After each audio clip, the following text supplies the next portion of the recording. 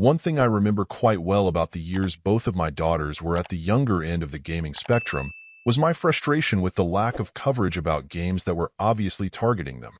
While Nintendo helped out quite a bit with Nintendogs, supplying a game that was a pretty easy bet for fair quality, outside of that the situation was much more unpredictable. Unfortunately, the majority of the review sites out there took either zero interest in giving these titles the time of day, or if they'd bother to say something they'd simply make the review dismissive, ignoring that there's a legitimate audience for more casual and kid-friendly fare that's entitled to their need for fair and accurate reviews. With this site, I've been trying to do my part to help remedy that situation as much as I can. So, in the case of my horse stories, I was actually surprised to find that it was more of a multi-dimensional title that I'm used to seeing in this space. Rather than just focusing on naming, dressing up, and caring for whatever animal the game is geared towards, you'll do quite a bit more.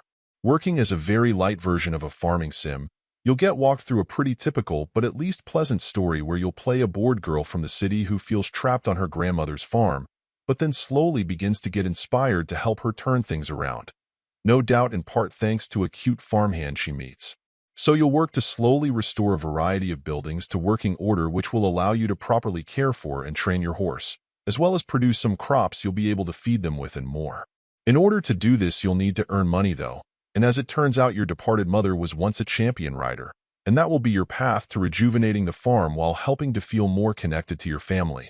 I won't lie, while at least the horse competitions diversify into different types the further you get, on the whole they're not terribly challenging, but I get the sense they're not meant to be, instead erring on the side of approachability for either younger or simply less skilled players.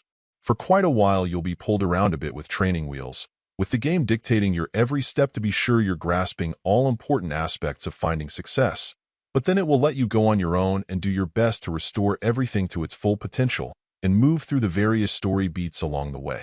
So, how does it hold up, at least compared to some of its contemporaries? There are some more action and adventure-oriented horse games out there, but I'd say this one does well, appealing to a younger crowd with more of a focus on care activities and making far less demands for controller dexterity. Since there's a storyline as well as quite a bit of instruction, players will need to be able to read to at least a reasonable level and to not get frustrated with the amount of reading there is to do. A good thing is that the story-driven dialogue can almost all be skipped, but there are some things to understand in order to be successful that it won't let you fly by. While I'd only recommend it for younger or more casual players, this is a very nice effort that focuses on a variety of tasks to participate in rather than quickly feeling like you're stuck in a shallow loop, which happens all too often.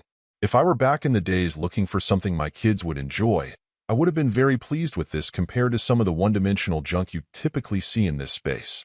Overall, my final score for the game ended up being a 7.6. And if you're interested in picking it up, it's currently available on the Switch eShop for $7.99. Thank you for taking the time to listen to this review. And if you'd like more information or ideas of indie games worth checking out on Switch, be sure to click on the link provided in the description. Until next time.